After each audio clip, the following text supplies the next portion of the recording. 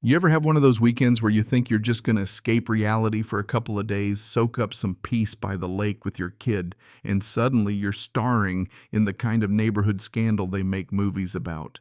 Yeah, welcome to Lakewood Estates, where I learned the hard way that some people would rather tear down a family legacy than let anyone challenge their precious little kingdom. If you'd told me when I packed up my old Honda with peanut butter sandwiches, fishing poles, and my son Phoenix's sound recorder that we were about to bring down an HOA president, I would have laughed in your face. But here we are, and man, do I have a story for you. We just pulled up to our cabin, a worn-out, creaky place at the end of Willowbrook Lane that my family's owned since forever when everything changed. Phoenix, 9 years old and still carrying the kind of hope that only a kid who's lost his mom can manage, hopped out first, clutching that recorder like it was a treasure. "Dad, let's record the lake sounds for Mom," he said, eyes shining. Luna, my late wife, always said the water sang, and I swear I heard her laughter echoing off the trees that morning. Our getaway started perfectly. The sun was warm, the dock creaked just right, and we spent hours doing the kind of stuff that feels important when you're grieving, but not ready to say it out loud. Phoenix recorded birdsong and the sound of water hitting old planks, giggling at how different it sounded from the city. For a minute, life felt almost normal. But in Lakewood Estates, peace has an expiration date, and it arrived wearing high heels and a smile that could sour milk. You know what I mean? There's always that one person who thinks the whole world needs to play by their rules. Enter Serafina Blackthorne, president of the HOA and self-appointed warden of all things community standard. She came strutting down our gravel path, scanning the cabin, and my kid like we were raccoons rifling through her trash. Even her voice sounded like it had an agenda, all steel and suspicion. "Excuse me, can I help you? I'm the HOA president, and I need to know what exactly you're doing here." Before I could answer, she let it rip. "You think this neighborhood is some kind of shelter for homeless people without proper identification?" That's the line. That's when the whole story turned. Phoenix's eyes got wide and wounded. I felt the kind of anger that burns slow and deep, the kind you only get when someone comes after your family. But Phoenix, bless his brave little heart, pressed record on that device without missing a beat. Serafina didn't know she was about to broadcast her own downfall. She called 911 on us while letting the whole community watch her on Facebook Live, painting us as squatters. "I take community safety seriously," she cooed into her phone, working her audience. "We can't just let people wander onto abandoned property and claim it's theirs."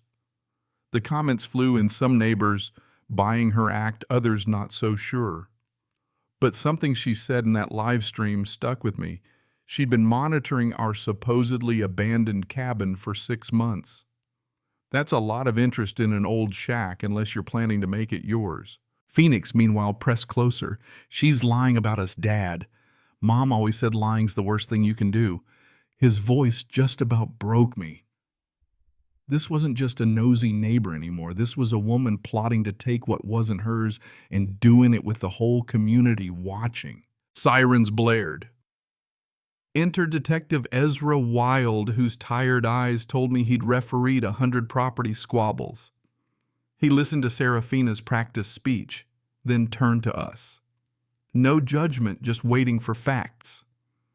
"My grandfather built this place in '47, I explained. "We're still working through the inheritance paperwork." Serafina sneered. "Rights without documentation. That's what squatters say. This cabin's been empty for months." Detective Wild wasn't buying the performance. "Ma'am 7 calls in 3 months, all from you.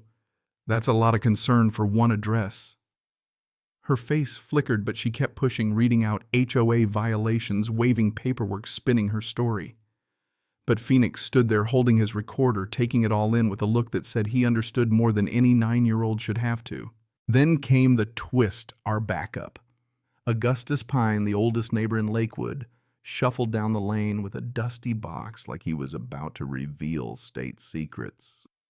"I've got some things this lady might not want you to see," he said, eyes twinkling. "Inside documents showing my grandfather was the original landowner, and that our cabin was specifically excluded from HOA control, protected by state historical status since the 50s.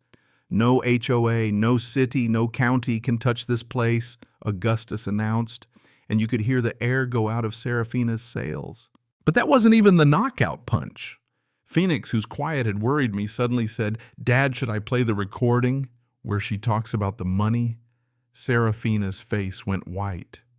With one click, my son played a recording of her discussing in detail how she'd transfer HOA emergency funds, $180,000, to pay a shady contractor for demolishing our cabin and building luxury condos. "Once I get that cabin cheap, we'll make $2 million easy," she bragged, thinking nobody would ever hear it. The crowd around us gasped. Neighbors who trusted her now realizing she'd gambled with every cent meant for their own homes. The more Phoenix played, the worse it got. Serafina's voice laid out a whole scheme, fines, harassment, using HOA rules to grind us down until we gave up. And if anyone got suspicious, I'll threaten to hurt myself and make them feel guilty, she'd told her accomplice, caught on yet another recording. That's the play she tried, turning her live stream on herself and pretending she was going to jump into the lake, hoping pity would erase her crimes. But Phoenix, cool as ever, proved with one more audio clip that it was all part of her backup plan. That's when her own son Damien stepped out of the crowd. "I'm the one who reported her to the FBI," he said. Turns out he'd been documenting her schemes for years, embezzlement, real estate scams, you name it. The silence from the neighbors was so loud you could hear the lake breathing. By the time Detective Wild finished calling in reinforcements and federal investigators, Serafina's live stream had turned into a public referendum on HOA abuse. She was arrested for embezzlement, fraud, and abuse of power before the sun even set, and her empire of intimidation crumbled in front of the entire neighborhood, broadcast live, poetic justice and all. Augustus Pine was named the community's official historian, and the cabin was designated a landmark for families like mine. Phoenix became a local hero. And me, I finally finished that paperwork, opening up the cabin as a place for single parents and their kids to find peace, just like Luna always wanted. Sometimes I sit on the porch and watch Phoenix record the sunset, knowing our story's bigger than just one crooked HOA president. It's about standing up for your truth even when the odds are stacked, and believing that even the smallest voice can shake the walls of power. Have you ever felt powerless watching someone in authority try to run you out of your own home? Seen a bully use their title to cover up greed? Drop your thoughts below. Where do you draw the line between community rules and outright abuse? Hit like, share your story, and let's keep the conversation going. Because in Lakewood Estates, we just proved that sometimes all it takes to bring down the biggest lies is the courage of a kid with a recorder and a community that finally decides enough is enough.